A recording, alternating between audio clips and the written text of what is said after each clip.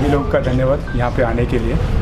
मैं पहली बार आप सबसे रूबरू हो रहा हूँ, तो इसलिए तहे दिल से शुक्रिया अदा करता हूँ कि आप लोग यहाँ पे आए। तो पहले तो ये है कि ये जो महायज्ञ है वो ऑलमोस्ट 60 से ऊपर संस्थाएं इसमें जुड़ी हुई हैं जो इसको महायज्ञ को करवा रही हैं। मैं थोड़ी सी जिम्मेदारियाँ बता दूंगा कि किस संस्था की क्या जिम्मेदारी लगी हैं, और आपको एक पेपर भी पकड़ाऊँगा जिसमें सभी संस्थाओं के नाम लिखे हुए हैं और क्या क्या काम उनको दिया गया है।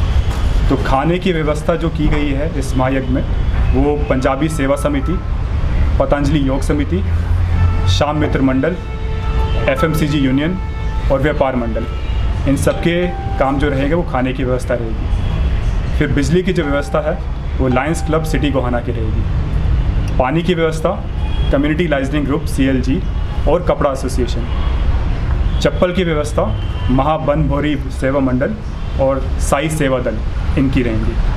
हवन की व्यवस्था देवभूमि उत्तराखंड सेवा समिति की रहेगी।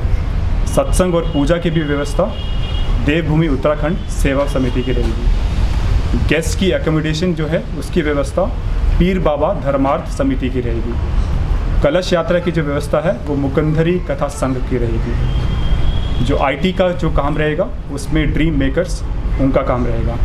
लाउड स्पीकर की व्यवस्था परशुराम सेना। टेंट की व्यवस्था परशुराम सेना। फ्लावर डेकोरेशन की व्यवस्था गुरु रविदास मानव कल्याण समिति। धूमनी की व्यवस्था नंदलाला गौशाला। अब धूमनी में क्या है कि गुरुजी ने एक संकल्प लिया, उन्होंने कहा कि जो लोग यहाँ पे नहीं आ सकते हवन में किसी भी कारण से, कोई बुज़ुर्ग है, तो हम शाम को एक धूमनी पूरे शहर में ले जाएंगे ताकि उनके पास यज्ञ का महत्व पहुँच सके, यज्ञ का फल पहुँच सके।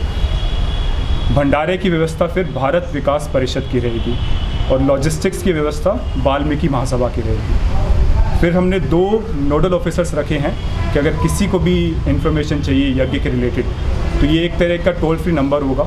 आप इन 2 नंबरों पे कॉल कर सकते हैं कि यज्ञ कब हो रहा है, कैसे हो रहा है, किस समय हो रहा है, वो सारी व्यवस्था ये बता देंगे आप। अब इसके बाद मैं थोड़ा सा आइडिया दे देता हूँ कि कब से कब यज्ञ है। पहला कलश यात्रा है 28 मई को 4 बजे से 7 बजे शाम को। फिर है यज्ञ जो कि 29 मई से 6 जून तक सुबह 7:30 से 10 बजे तक रहेगा, हर रोज़ 29 मई से 6 जून तक। फिर है कथा, वो 29 मई से 5 जून तक रहेगी, 4 बजे से 6 बजे तक शाम को। फिर महाआरती जो रहेगी वो 29 मई से 5 जून तक रहेगी, रात्रि 8 बजे से 10 बजे तक। और जो भंडारा रहेगा वो 6 जून को रहेगा दोपहर 12 बजे, और उसके बाद समीक्षा आरती रहेगी रात्रि 8 बजे। तो ये शेड्यूल रहेगा। इसके बाद मैं योगेश्वर भैया से कहूँगा कि वो थोड़ा सा अपना साझा करेंगे कि वो धनाना गए थे पिछले यज्ञ में, तो उनका जो एक्सपीरियंस रहा यज्ञ को अटेंड करने का, तो वो थोड़ा सा साझा करेंगे आपके साथ।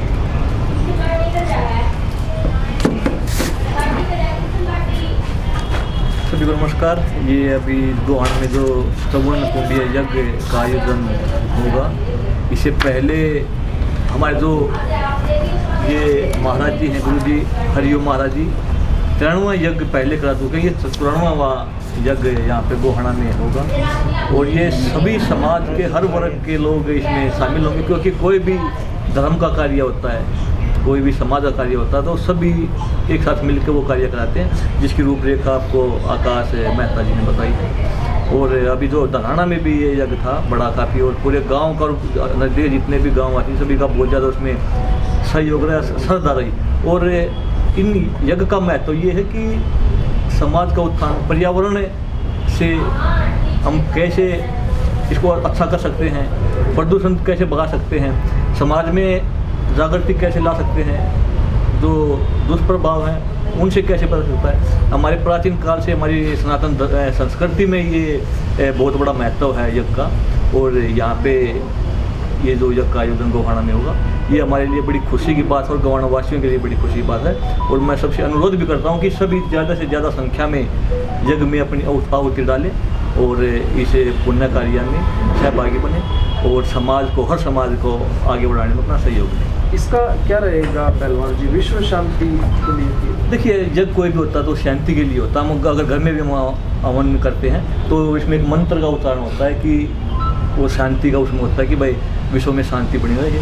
और ये इसीलिए है कि भाई पर्यावरण की बात हो या शांति की बात हो, यज्ञ कोई भी हो या कोई भी हम कथा करते हैं तो शांति के लिए होती है। इसलिए इस यज्ञ का भी यही महत्व है कि समाज में शांति बनी रहे, सभी खुशहाल रहे और भगवान का आशीर्वाद हमेशा बना रहे, शिव भगवान का आशीर्वाद हमेशा बना रहे। तीसरा से पहली बार किया जा रहा है गोहाना में, तो क्या सोच के क्या उसमें दिमाग में आया? इसके 3 कारण जो मैं कहूँगा मेरे पर्सनल पर्सपेक्टिव से, कि एक तो यह है कि वायु की शुद्धि, दूसरा यह है कि जो गुरुजी बताते हैं कि इससे महामारी नहीं आती, अकाल मृत्यु नहीं आती यज्ञ से, तो वो दूसरा है। तीसरा कारण पॉजिटिव वाइब बहुत फैलती है। यज्ञ का जो प्रभाव रहता है वो बोला जाता है कि आसपास के शहरों तक पहुंचता है। और इतना बड़ा महायज्ञ पहली बार हो रहा है गोहाना में, चम्बन कुंडिया, जो आज तक नहीं हुआ, इस एरिया में नहीं हुआ, तो इसका प्रभाव गुरुजी के आशीर्वाद से सब जगह फैलेगा, ऐसी उम्मीद करते हैं। अब मैं लास्ट एक रिक्वेस्ट करूंगा कपूर अंकल से कि वो एक अपील करें यज्ञ में आने के लिए सभी को। होगी जी।